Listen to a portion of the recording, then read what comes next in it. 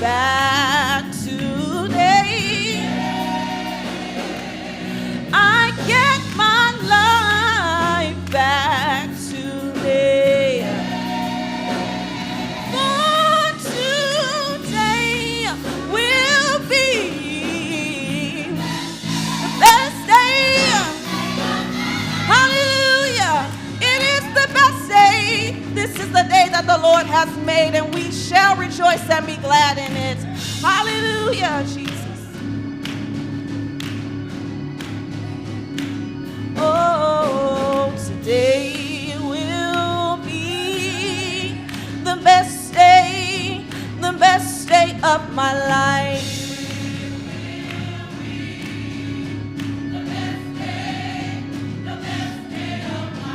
Today will be the best day of my life. Oh, yes, it will. I get my joy back, yeah, yeah. I get my life back today. I get my heart back today. For today will be today. It's gonna be today will be the best day. The best day. Oh, clap those hands, all ye people. Shout unto God with a voice of triumph. He is worthy, yes, He is. Come on. If I have a witness out, you ought to stand up on your feet and declare these words with us. Oh, say, I believe that today will be. I believe that today it's gonna be the best day. I believe that today will be. Say, I believe that today is gonna be the best day. The best day of my life. The best day of my life. Your latter will be greater than your past. This too shall pass. It's the best day of my life. Go get your blessing.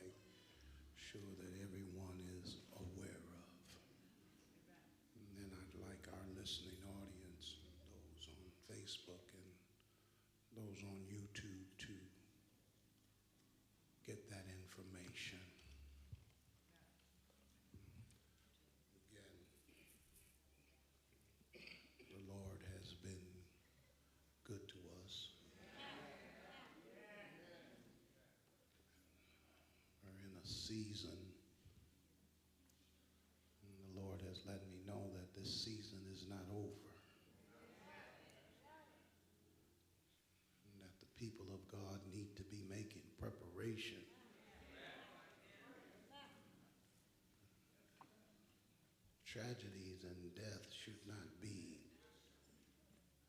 something of excitement or something as though the child of God is unaware. We're not here to stay. Every believer needs to understand that this is only temporary. We can't throw up our hands as though we're surprised. But every day we ought to live with hope that one day we're going to see the King. Sister Keeley, would you give us those announcements? And I don't know if you have, Mother, you don't have it? Okay, I'll announce it then, I'm sorry. On Wednesday morning at the C.P. Bannon mortuary at 11 a.m., a very good friend of this church family and also a family member of Broadnax family, Sister Wallace Broadnax. Her homegoing celebration will be at 11 a.m. at the C.P. Bannon mortuary in East Oakland on International Boulevard. Will be at 11 a.m. Her homegoing celebration at 11 a.m. at the C.P. Bannon mortuary. Viewing will be from 12 to 5 on Tuesday. On Tuesday at the C.P. Bannon, there will be public viewing for her from 12 p.m. to 5 p.m. Then on Friday morning, the Lord has reached down to pluck one of our flowers, Mother Michelle Broadnax Cole. And her homegoing celebration will be Friday morning at 10:30 here at the Greater St. John Baptist Church at 10:30 a.m. on Friday, this Friday morning, October the 18th. Her viewing will be at the Fouché Hudson's Funeral Home on Thursday, October the 17th.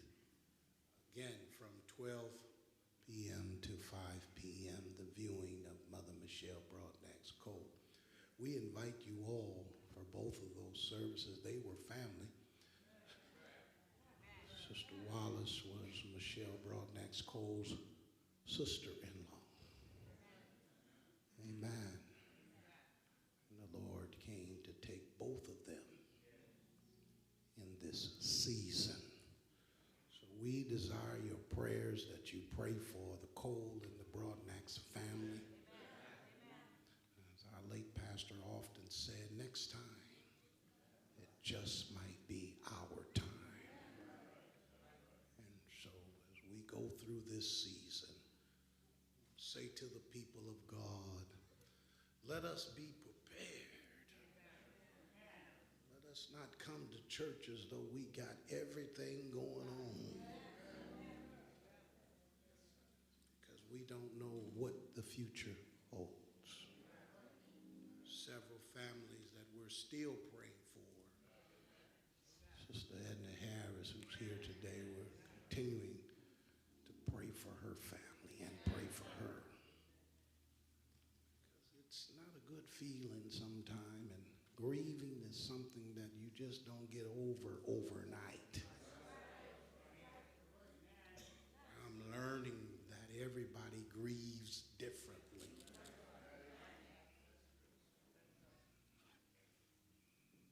The pain of a loved one going home to be with the Lord ain't easy. And I don't care how many times we experience death, it just seems like every one, God is teaching us something different. It seems like every death is not the same. It's a lesson. I asked the Lord, what are you teaching me? What are teaching us. You say that all things work together for the good. That's what the Word of God says. Good of them that love the Lord, watch this, according to his purpose. So there has to be a lesson that he is teaching us.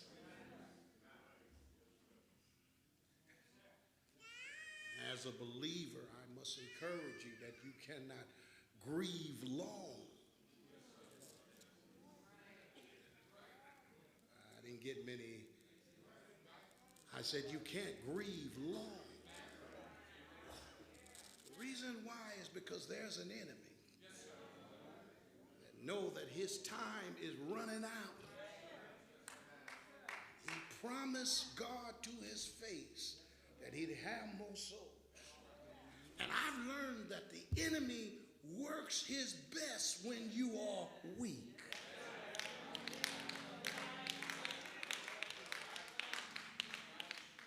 If you don't focus on Jesus, it's all right, but you got to get your eyes back focused. Got to find out where your strength comes from. Your strength comes from the Lord.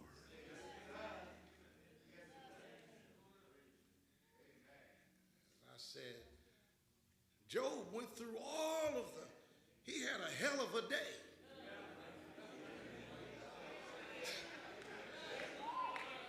Y'all didn't hear what I said. He had a hell of a one day.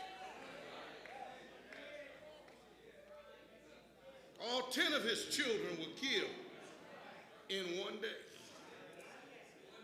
He lost all of what he had gained in his life in one day.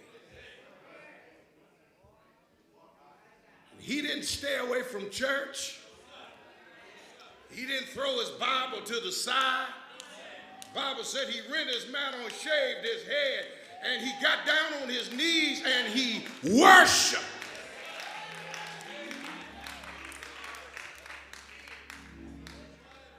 I'm just telling you, for some of y'all who don't read the Bible. Said he worshiped. I don't know what worship is in your book, but he found time to worship his God. In the midst of tears, in the midst of his pain, he found time to worship.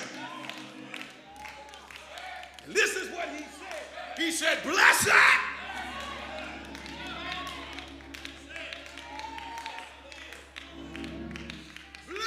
be the name." I don't know about y'all, but I'm finding time to worship.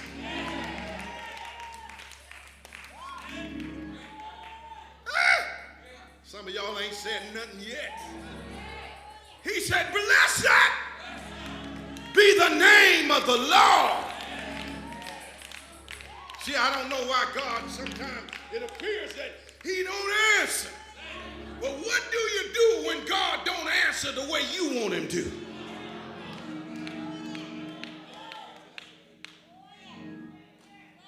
I'm going to bless him anyhow.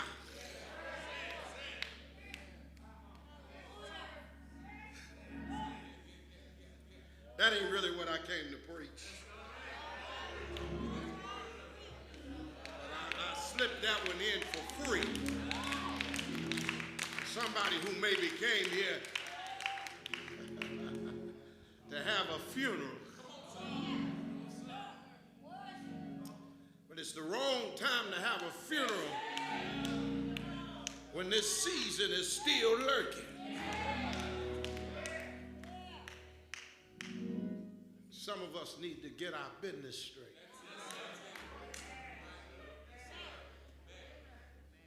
Some folk that you ain't forgave, you need to forgive. Some folk you ain't been speaking to, you need to start speaking to. Some folk you stopped talking to a long time ago, you need to call them. You need to say, "Hello, how you doing?" Because I've learned some stuff. that I'm sorry is a good release. Y'all ain't feeling me over here, but I said over here, I'm sorry is a good release.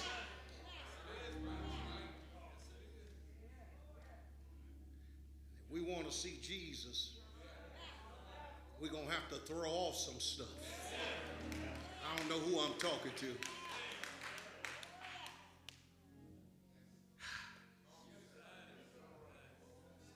I've had a hell of a month.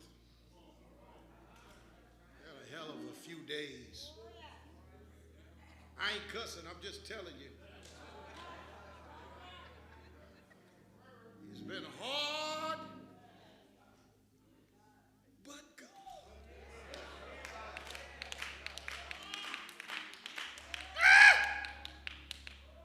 But God. Just when you thought that you couldn't take one step in front of the next, if you can't pick that leg up, let me tell you what he'll do. He'll carry you.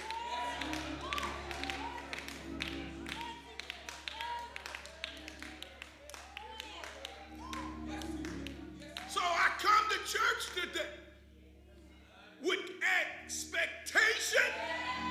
I come to church today with anticipation that God can do anything. That God can do what I can't do for myself.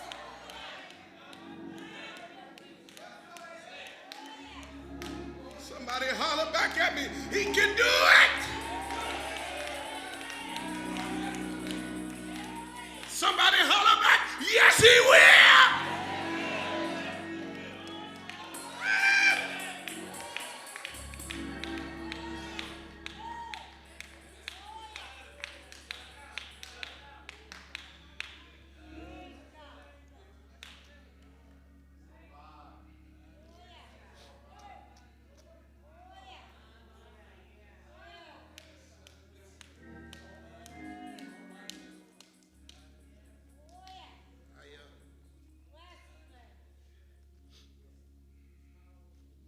Talked to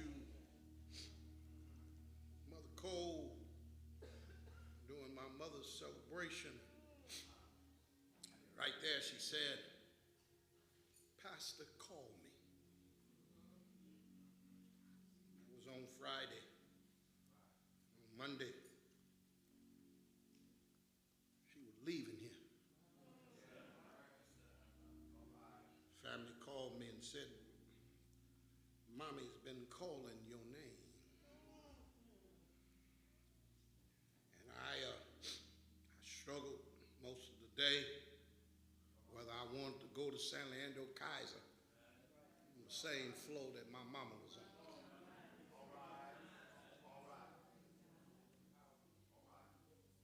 I came to my office and I just laid on the couch because I said, I really don't want to go. Holy Spirit.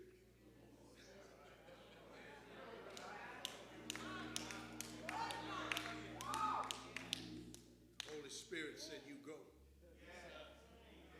And I'll go with you.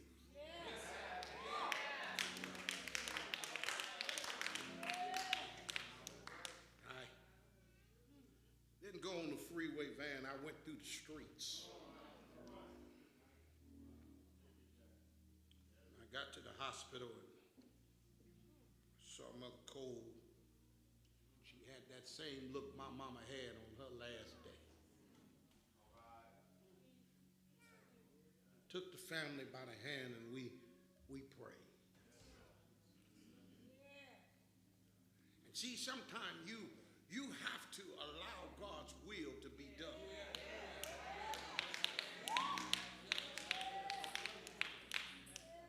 Because you do know at the end of the day, it's his will. And his will.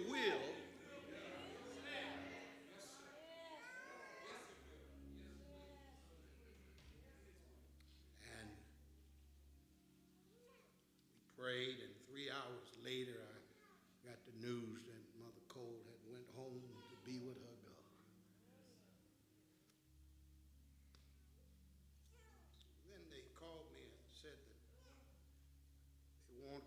service on October the 18th. Keely, October the 18th is my mother's birthday.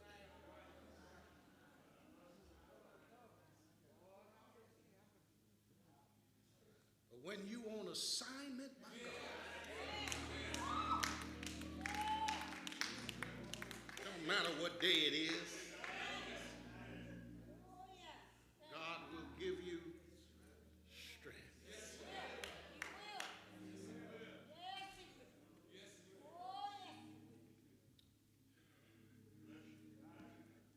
I'm going to preach tonight.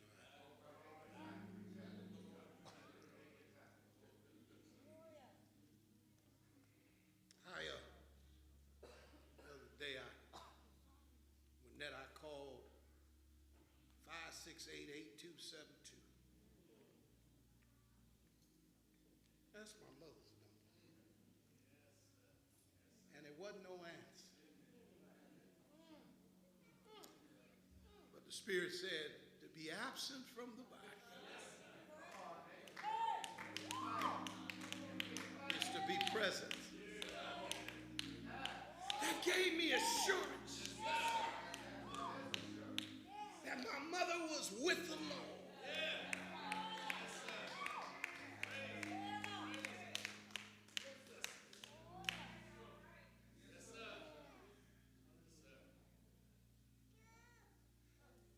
My last piece of this, and I'm going to go on, I just want to tell you.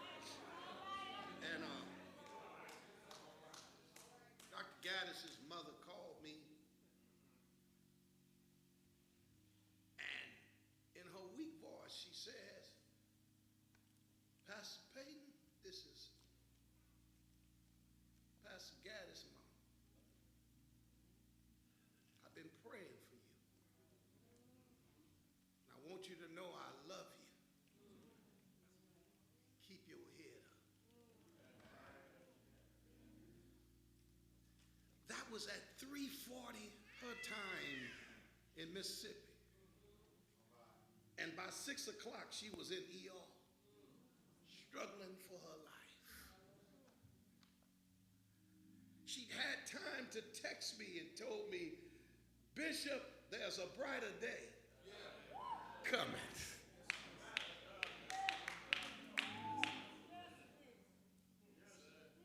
passed that night.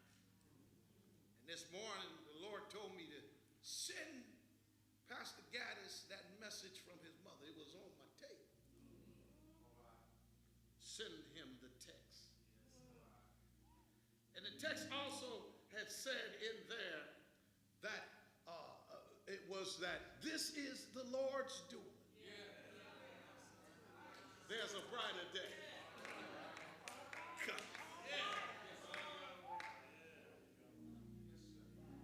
Me and Gaddis, we cried together this morning and we shouted together. That was a message for him because he had to stand today.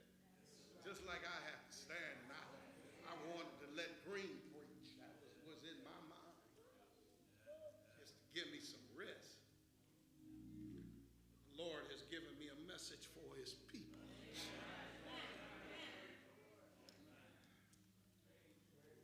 In Luke chapter 18, y'all just have to excuse me for a season. I'm going to be all right. My family's going to be all right. Matter of fact, I'm in a good place. This is a good season for me.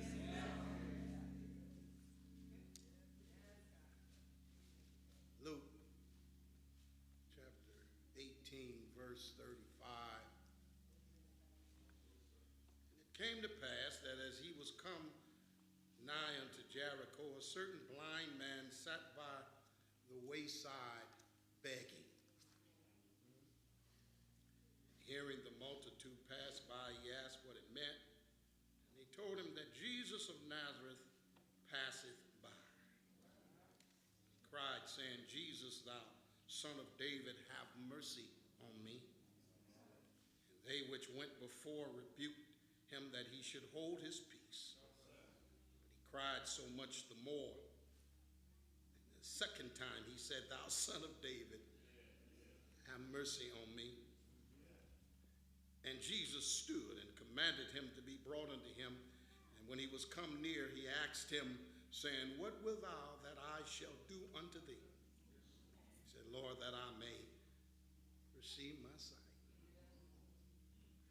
Jesus said unto him, "Receive thy sight, thy faith hath saved thee."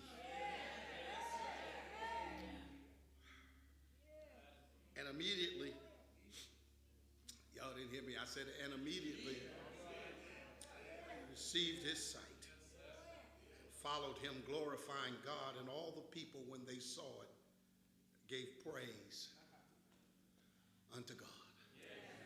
We'll talk about this morning, don't miss your miracle.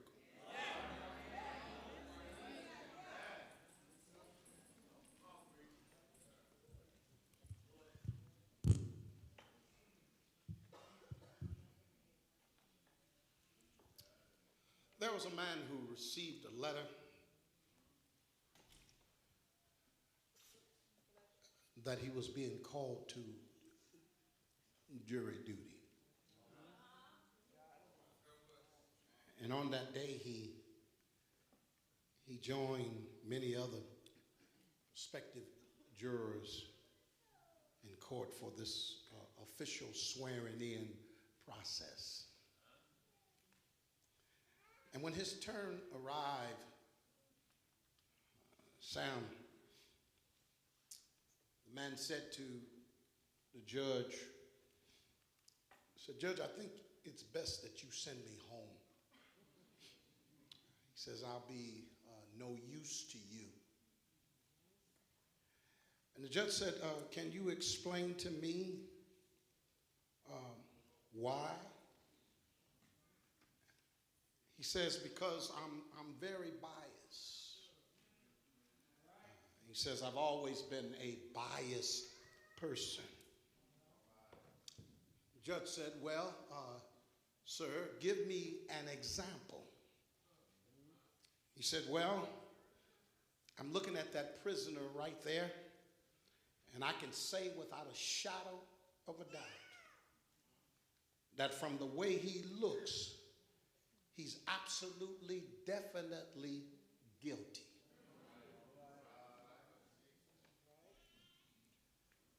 Judge said, "Well, sir, the prisoner ain't yet in court. Man you looking at is his lawyer."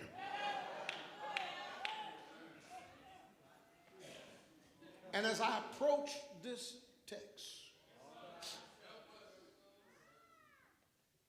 here Jesus is approaching Jericho. A blind man was sitting by the roadside begging. And when he heard the crowd going by, he asked the crowd what was happening. The Bible said that they told him that Jesus was coming. And he had sense enough to call his name. "Son of David, have mercy on me." Tonight, this afternoon, I'm looking at a moment when Jesus was walking by a man that all things were possible. Would he avail himself of those possibilities or not? I need to look at the level of our desire this morning for Jesus. The difference Jesus' presence can make, and how we are to claim the miracles that we need.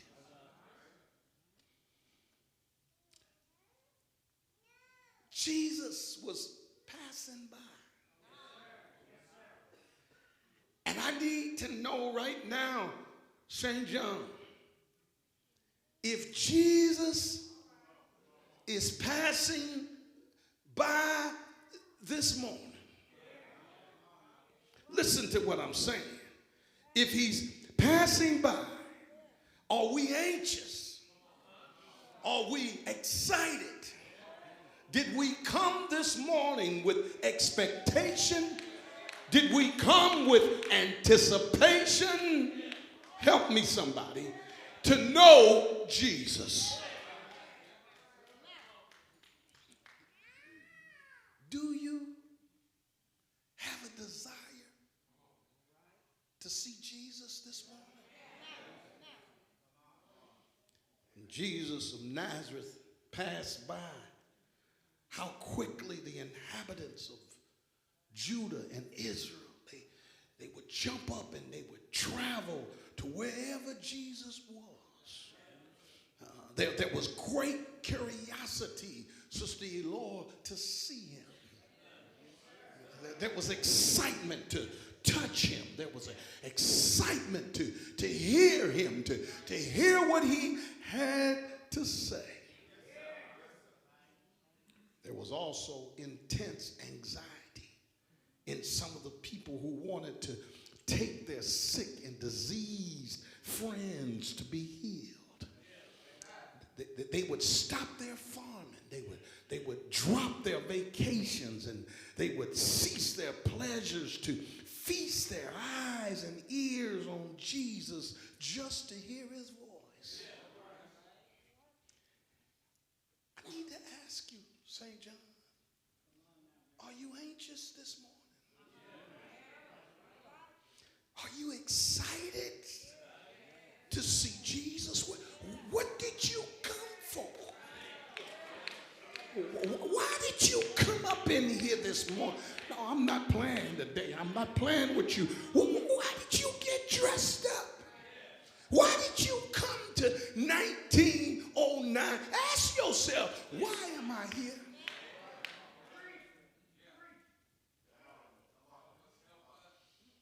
Some of you came to see Jesus. But the problem is, there's some of y'all who are unconcerned. As though your sins are of no concern. And your souls are in no immediate peril. You come in here as though you don't need him, as though you don't know him. You come as though you don't know even why you keep coming Sunday after Sunday. The question today is, are you ready for eternity? Are you concerned on where you're going after this? Help me, somebody. A slight illness can come in your life and turn into cancer. A car wreck can prove fatal. Some drunk person can be driving on the wrong side of the highway. Help me, somebody.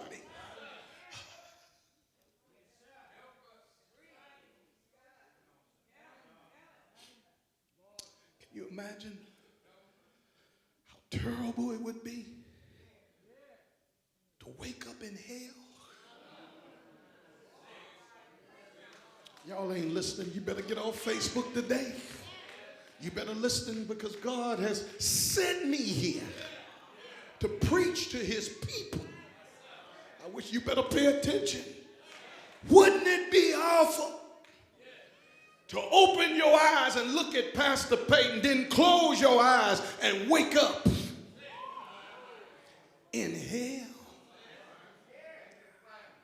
Are you really anxious to see Jesus? Many of us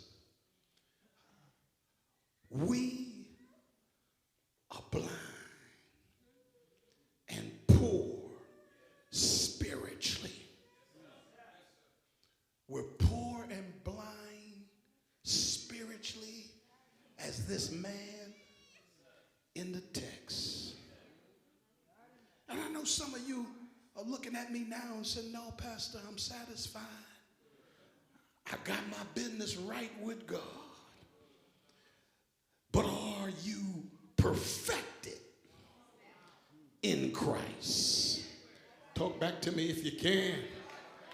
Are you striving, like Paul said, to be more like Jesus? Help me, somebody. Do you still give in to peer pressure? Do you still fall into lust? Do you covet what somebody else have? Y'all ain't saying nothing. Do you have passion for Jesus? Or are you cold and indifferent? The truth is, we are as poor as Bartimaeus. His poverty was money. But our poverty is our souls. Talk back to me if you can. We have no merit before God. So we must come to the place where Jesus is passing by. That's why I keep coming. Because my soul is hungry. That's why I keep coming up in here sometimes with tears in my eyes, because my soul is hungry. That's why I come in here with a broken heart. It's because my soul is hungry. What if this afternoon you should become aware that Jesus was actually in the room? We say it all the time, the Lord is here. We say it Sunday after Sunday, the Lord is here. And if he was here, Cherie, would you cry out to him? Some of y'all ain't said nothing because some of y'all sit up in here, it don't take all of that. But if the Lord was actually in the room, would you cry out to him?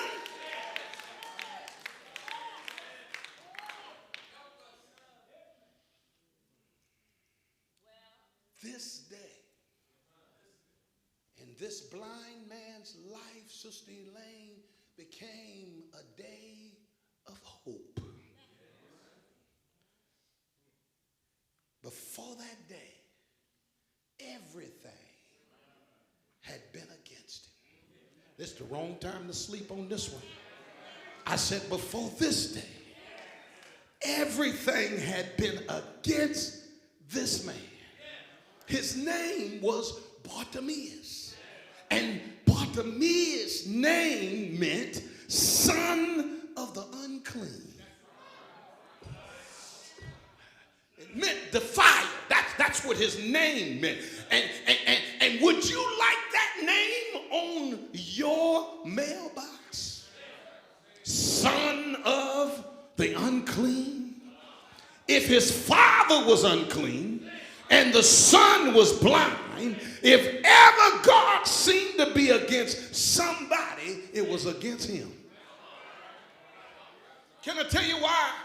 Because he was a beggar.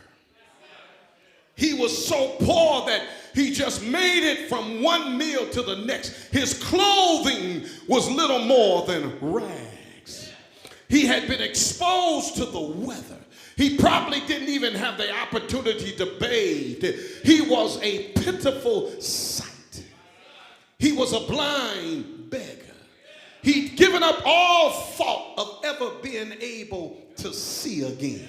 It was medically impossible. He was blind. But Jesus passed by. And can I help you, Robin? And when Jesus passes by, things will change.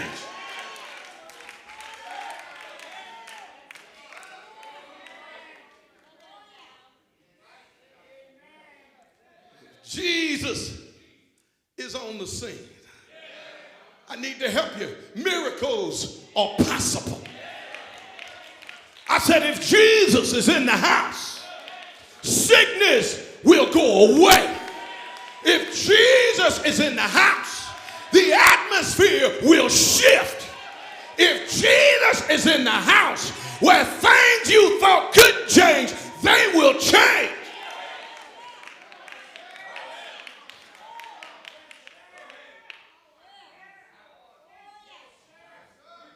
Miracles are possible when Jesus is passing by.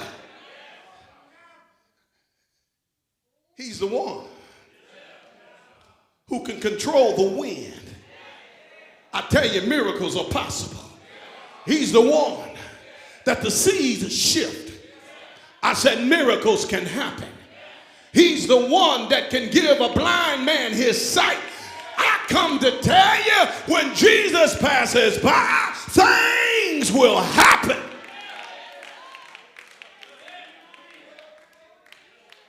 So it wasn't a time for the worshipers to get quiet. It wasn't a time for you to sit there like a knot on the log. That's why I worry about church folk when Jesus is in the house. How can you sit still when Jesus is passing by? How can you sit there with your mouth closed when Jesus is passing by? I got to get through this, y'all.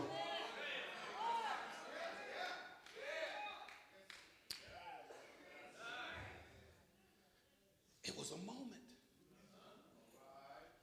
He was near a miracle. And how many know that moment don't happen every day? That moment is not something that you see very often. But that moment do come. Help me, somebody. It was a divine moment. But I need to ask you today that when that divine moment comes, how will you respond? Matter of fact, when it came, how did you respond? Oh, it done been by here. He done been in this house. We've been here 72 years. It lets me know that Jesus has stopped by here quite often. I wish I had some miracle folk in here that could say, I've been here a while, but guess what? I've seen him move. He may didn't come often, but he stopped by here every now and then.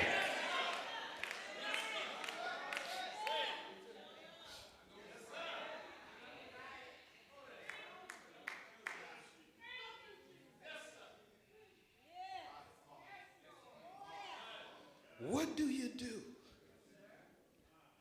in that critical moment of importance?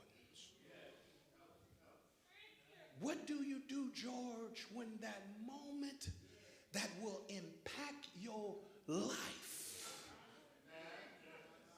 What do you do? When you finally meet the one that you've been praying about. What do you do? Y'all, some of you sisters ain't said nothing. What do you do when God opens a door that has been closed in your face? What do you do?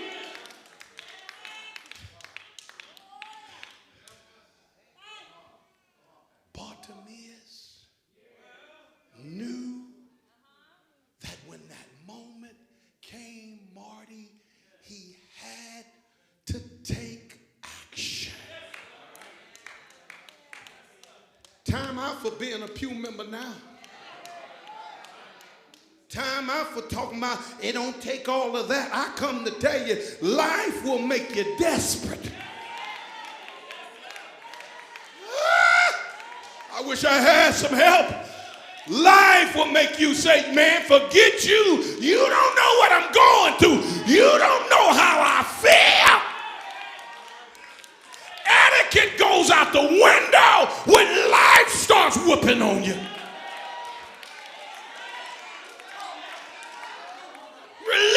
and denomination goes out the window.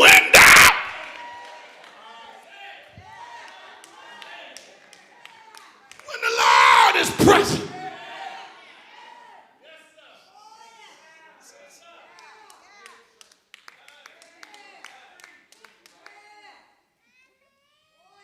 He knew he had to take action. And his only recourse, child of God, was to cry out. And I come to tell you that's the same recourse for us, St. John. I know you didn't come to hear that with your bougie self, but I come to tell you, life will put you in a situation that you can't be sitting around here acting deep and bougie. You're going to have to cry out. You might have to lose that makeup. You might lose a weave or two. You might even lose a nail with this one. Your hair might get nappy on this one, but I come to tell you, when Jesus passes by, you might have to cry out. Woo!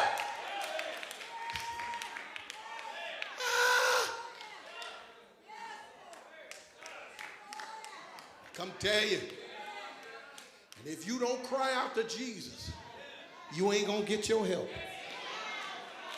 You can call welfare. You can go play the lotto. You can call all your best friends and your contact list. You can get on Facebook and DM everybody. But I come to tell you something, you're going to have to cry out to Jesus.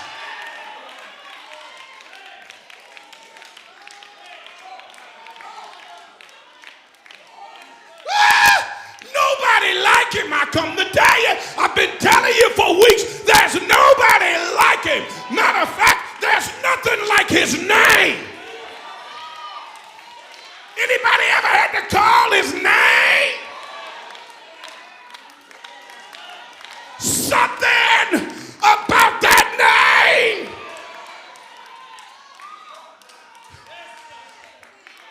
Preach, Payton, I'm trying. I'm trying.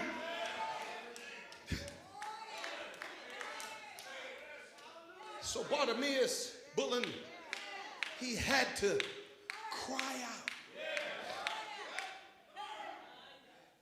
He had to cry out. If he hadn't cried out, he would have been blind for the rest of his life. Y'all ain't read this text, have you? You didn't read the text. He had been blind. He had been blind all his life. But he called Jesus.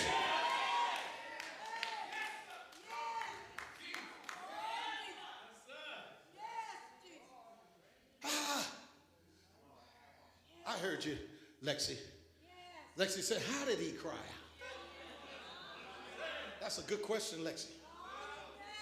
First of all, he cried out the first time from his head.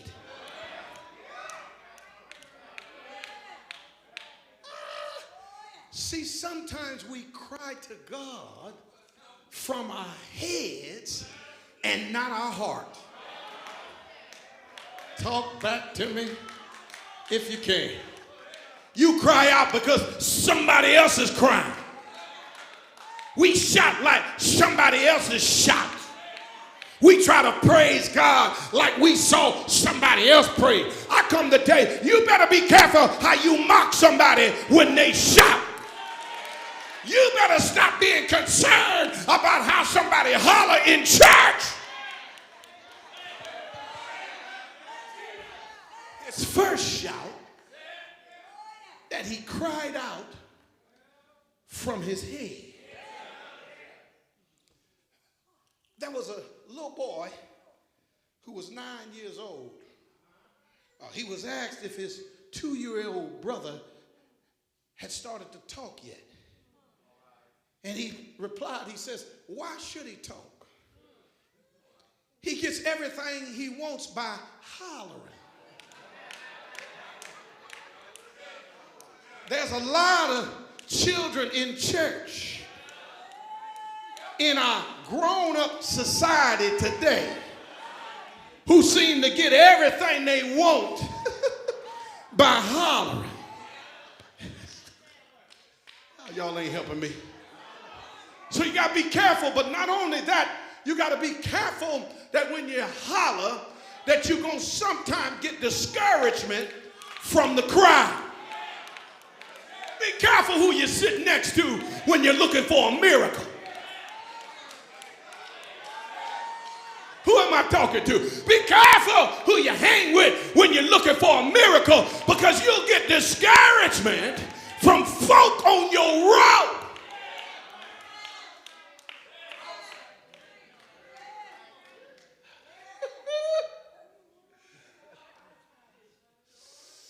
Listen. No matter how great the noise and confusion, there has never been a single time when I could not, watch this, distinguish the cry of distress from the crowd. There was a life coach. He once said, they said, how with all them people in that pool, everybody in there hollering. But his ears had been trained that when a person was in distress, he was able to find the one that was in distress. He heard that voice. Ain't that like God? That when I'm in distress, he knows my name. He knows where I'm at. In the midst of this crowd, somebody in here is hurting, but in the midst of all this shouting, God knows my cry.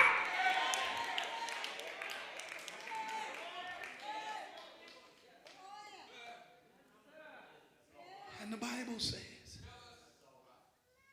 that Jesus stood still.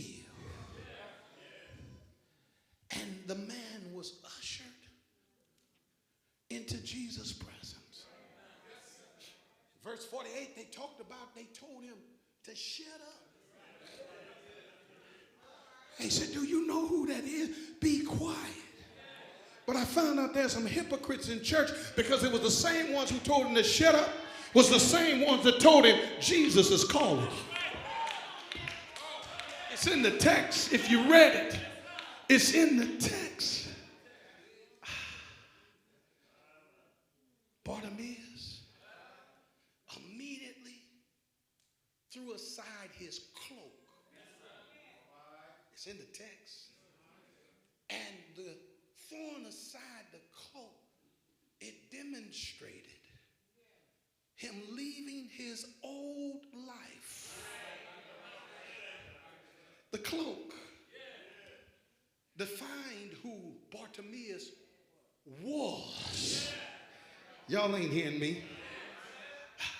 That he was poor, that he was blind, and it was probably the only possession that he owned. If it was not held in pledge, it was an act of faith that with sight he would never be blind or a beggar again. This coat had served to keep him warm in the winter. He rolled it up as a pillow at night.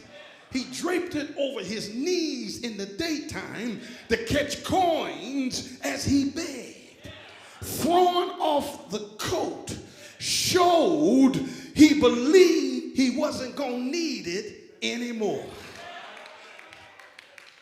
I come to tell you, we all got to throw off. Hebrews 12:1 says that everything that hinders and the sin that so easily entangles, and let us run with perseverance the race marked out for us.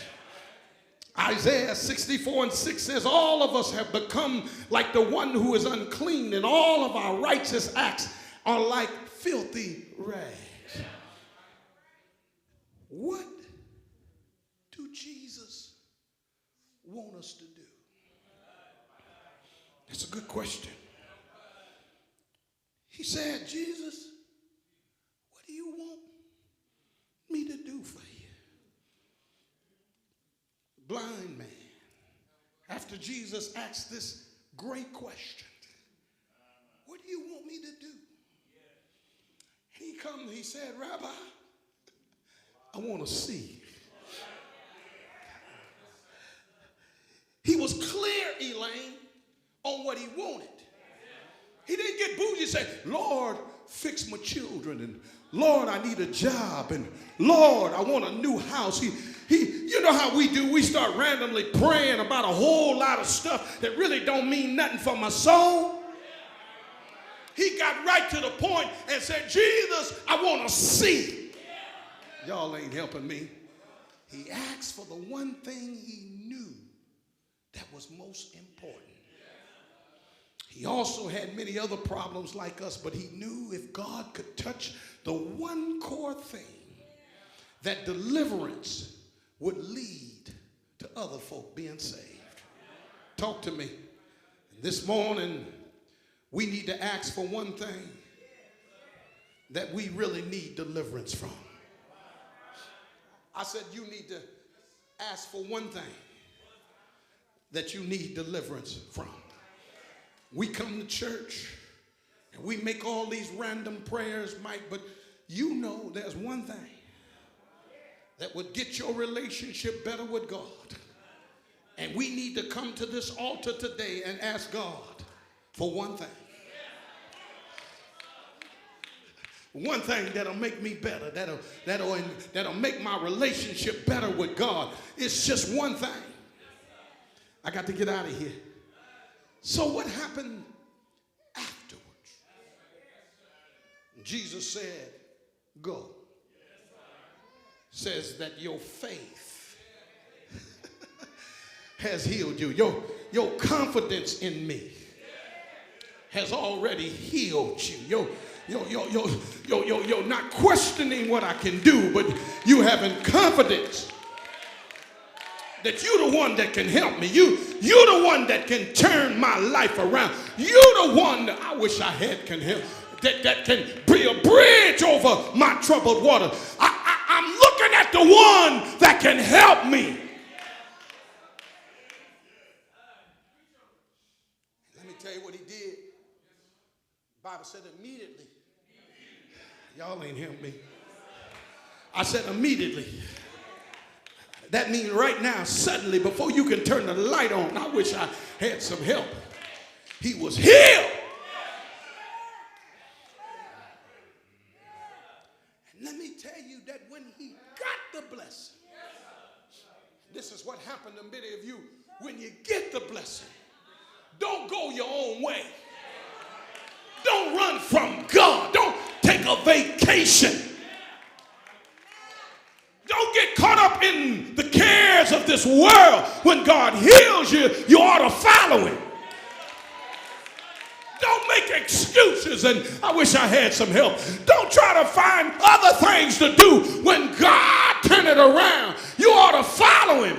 Don't follow him from a distance, but you ought to get close. When the Lord does what you couldn't do for yourself, when the Lord does what somebody praying for 400 years couldn't do for you, and God does it suddenly, God heals suddenly, God gives you a breakthrough suddenly. Wrong thing is to shut up. Wrong thing is to be quiet. But you ought to open your mouth. Tell somebody he's a healer.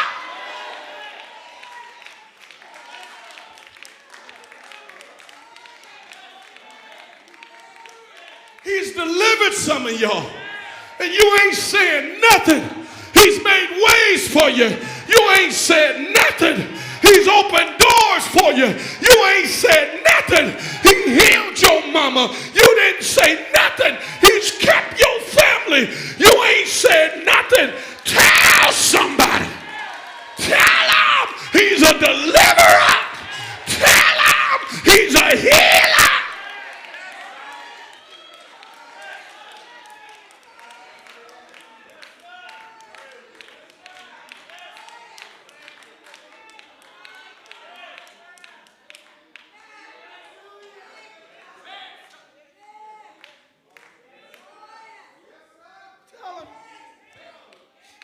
He's a miracle worker.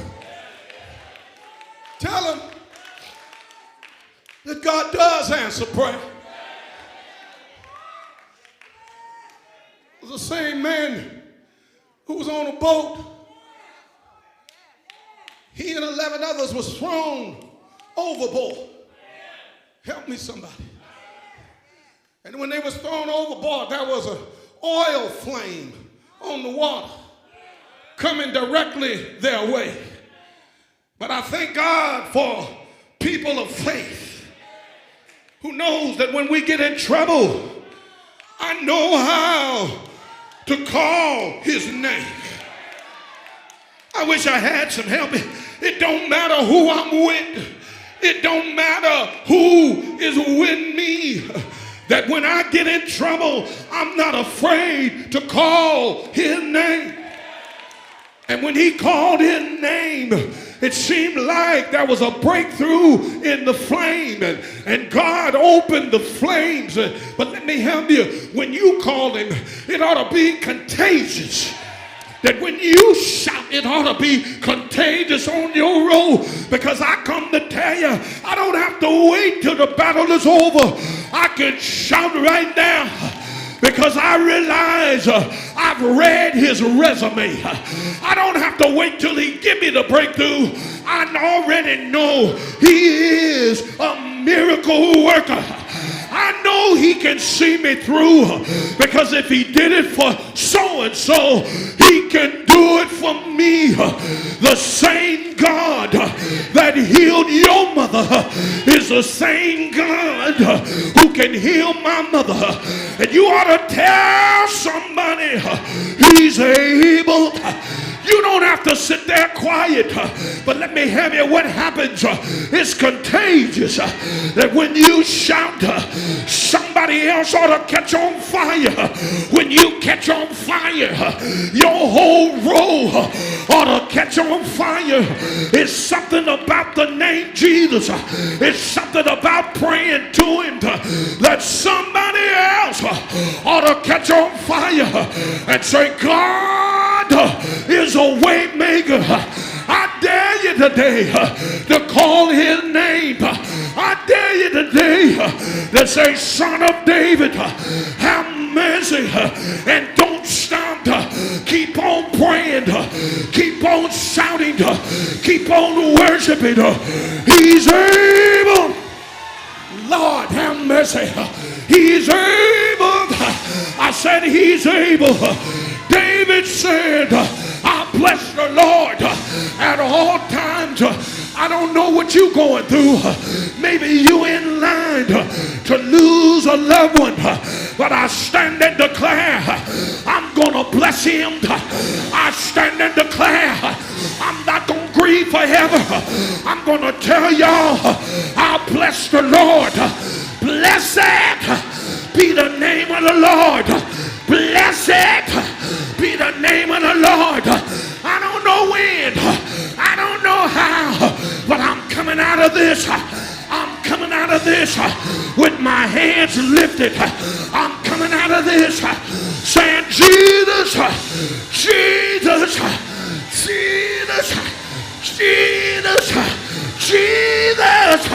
He's able. He's able. He's able. You keep shouting. Keep on praising him. Keep on serving him. Keep on praying to him. Keep on living for him. He's able. Oh, shucks. One of these days, he's coming after me. Yes, Lord. He's coming after me. I want to be ready. I got to be ready. I want to be ready. When he calls my name, shout it, shout it.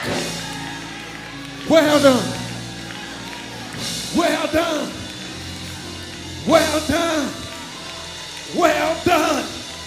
I want to hear his voice say, well done will I be when the wicked shall cease from troubling and the weary shall be at rest.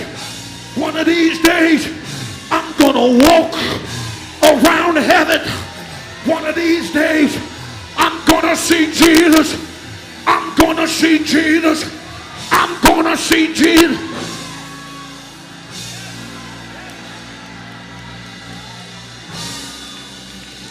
Yeah! Yeah! Yeah! Nobody like him. Nobody like him.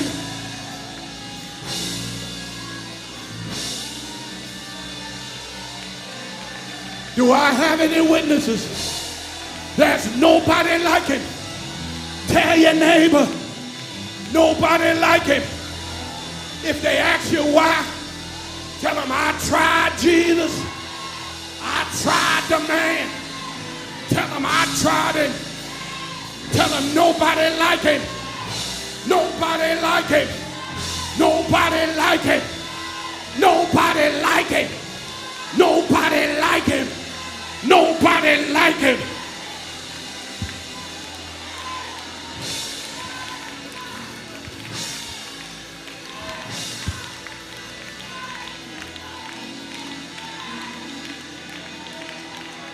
Don't fool me. Tell somebody else there's nobody like him. There's nobody like him. There's nobody like him. There's nobody like him. I don't know about you, Auntie Ruby. I tried the man, and he's all right. I said he's all right. I said he's all right. I said he's all right.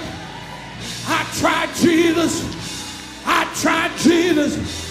I tried Jesus. And I got a miracle. Can I tell you how I got it? I'm still standing. I'm still shouting. I got my miracle. Is there anybody up in here? Say, I got my miracle. I got my miracle.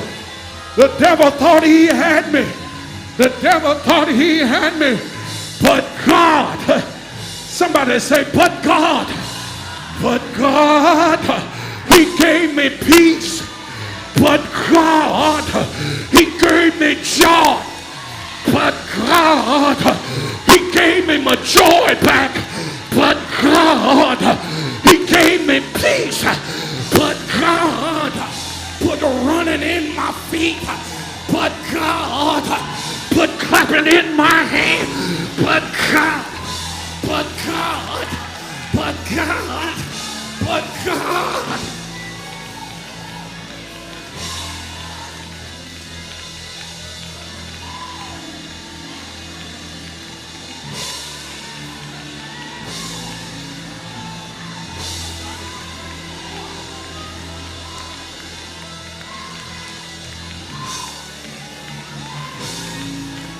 Nobody like him. Nobody like him. Nobody like him. Nobody like him. Nobody.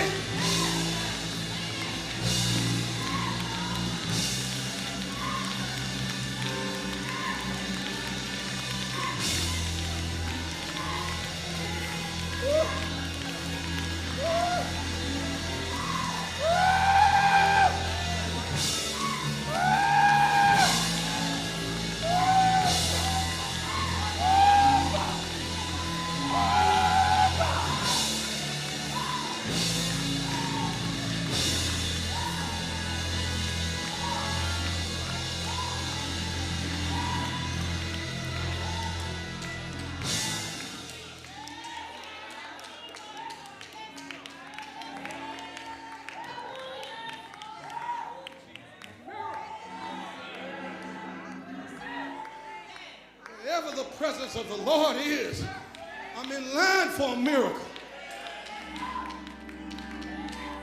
I'm in line. Somebody ought to help me say, I'm next.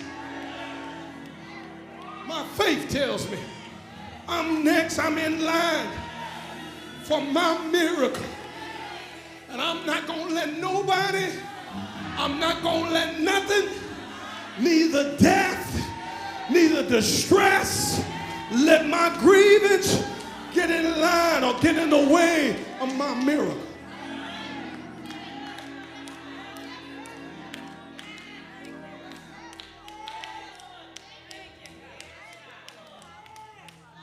Be the name of the Lord.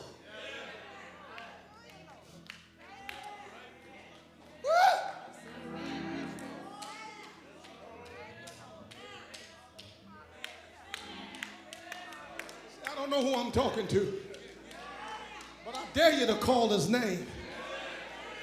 I don't know who I'm talking to, but I dare you to just call his name. I don't know what you're going through. I don't know what's trying to stop you, but God told me to tell you, just call him by his name. I'm a witness today, he'll answer. When the blind man called him, the Bible said he stood still. Y'all ain't hearing me. Said he stood still.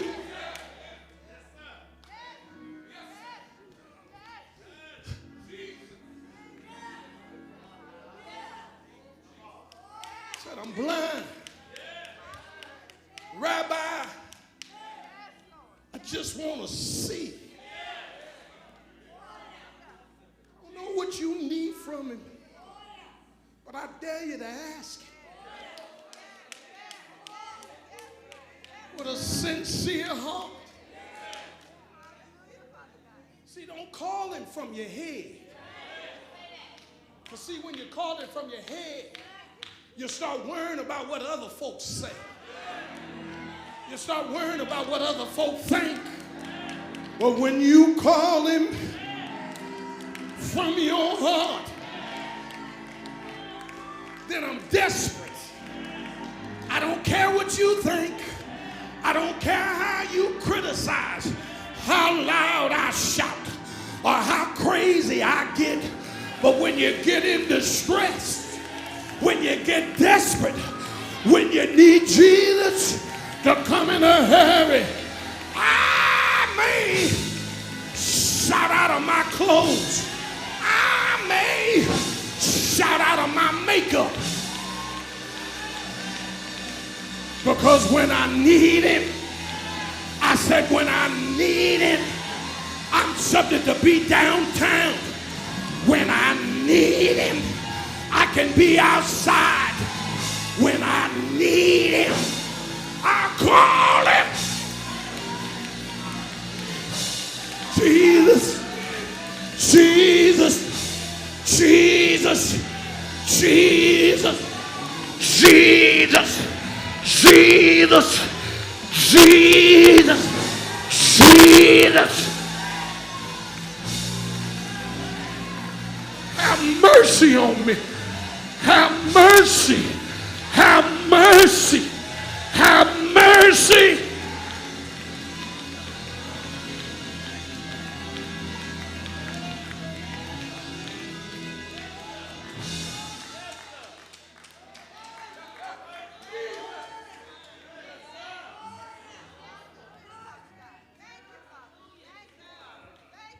Don't miss your miracle. Don't miss it. Arrogancy goes out the window when I'm looking for my miracle. Denomination and religion goes out the window when I need a miracle. How well I sound or how I look among people, it don't matter when I need a miracle.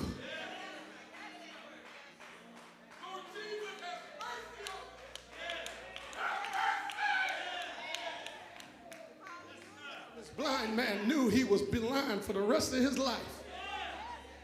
But somebody told him about Jesus. Don't you miss your miracle. Don't let all this word get by you and you die and go to hell. because of arrogancy or because of what church folk think about you.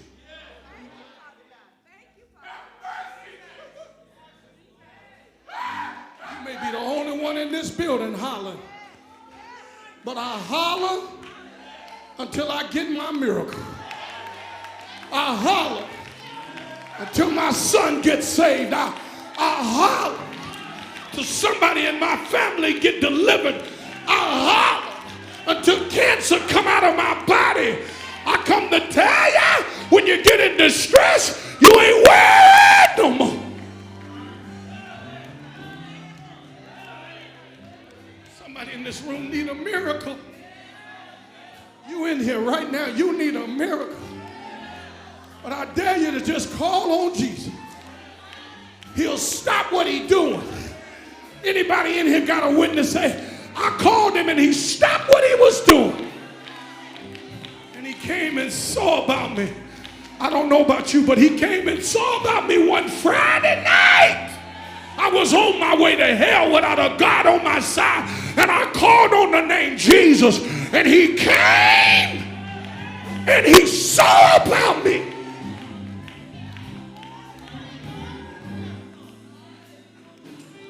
Somebody can say he may not come when you want him.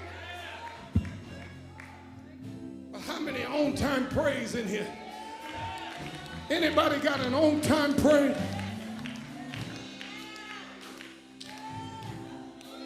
Come to encourage somebody. David said, fret not thyself because of evildoers. Don't be envious of what they say. They say it'll cause you to go to hell. But I come to somebody and say, trust God. Trust in the Lord with all thine heart.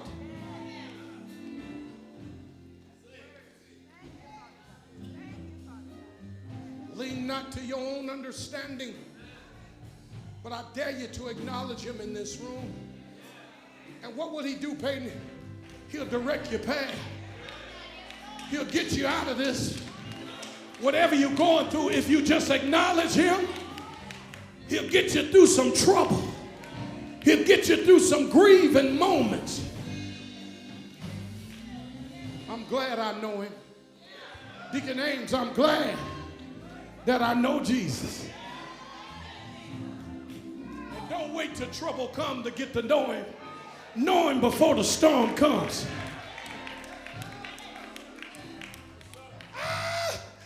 He'll see you through.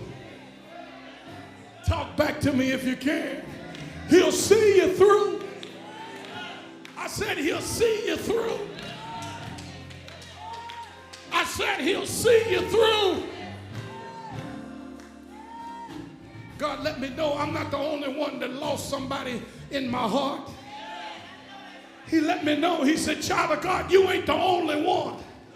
He said, I got a host of witnesses that'll tell you I'll see you through. He said, I got a host of witnesses. That's why it's dangerous for y'all to shut up. But if he ever seen you through, you ought to be hollering up in here. You ought to be shouting up in here. If God ever saw you through a storm, saw you through some mess, you ought to tell somebody, weeping may endure for a night, but joy, joy.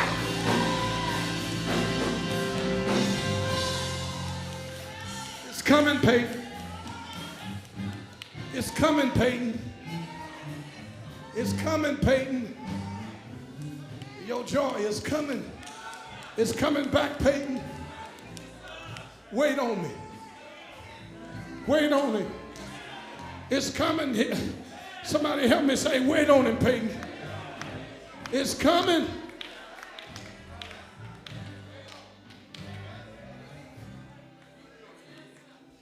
Anybody waited on him? Anybody ever waited on him? But while you're waiting, wait on him patiently. They that wait upon the Lord.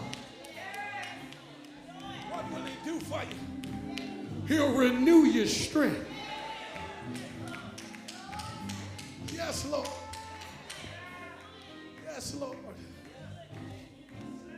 Yes, Lord.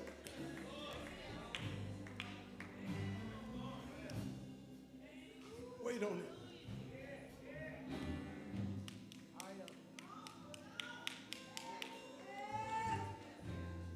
Y'all got to excuse me. I'm in a season of rejoicing. See, God will flip that script. He'll change my title from sadness to rejoicing.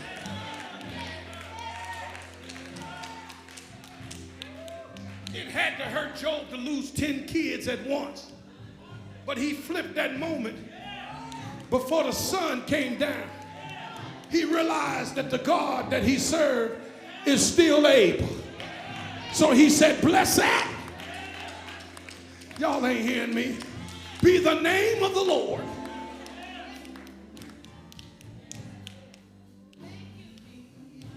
He'll do it, y'all. I said he'll do it.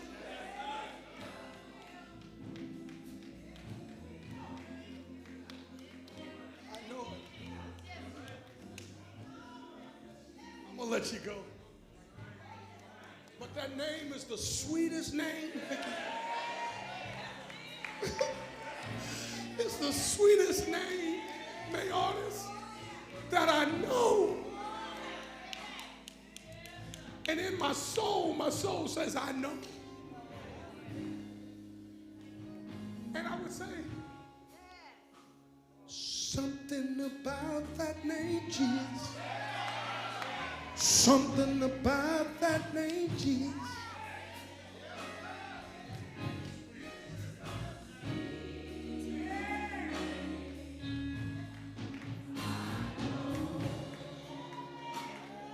Oh, how I love it. If you don't mean it, don't you say nothing. Oh, how I love the name Jesus. Oh, God. Oh, how I love it. Oh, y'all don't love him. Y'all don't love him.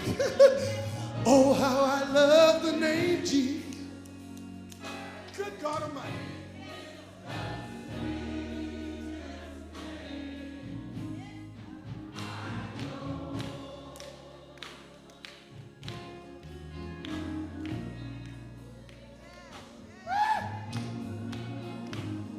Jesus.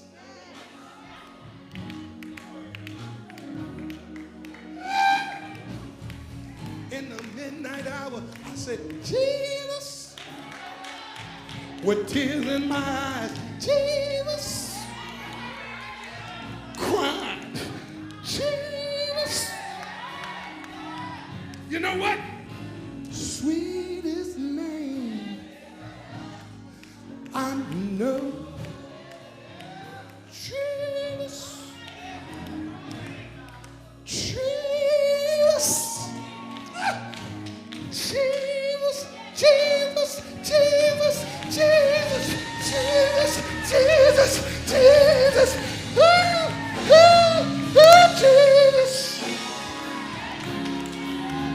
I love you, Jesus.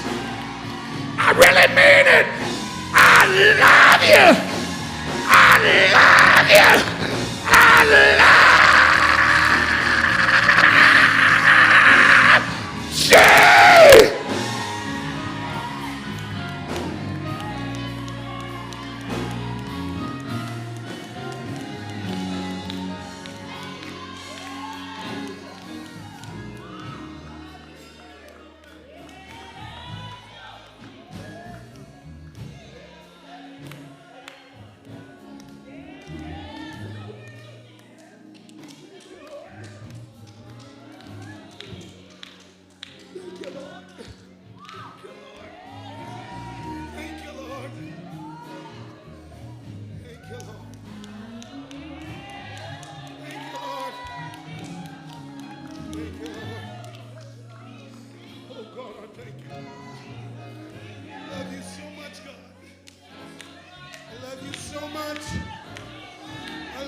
so much.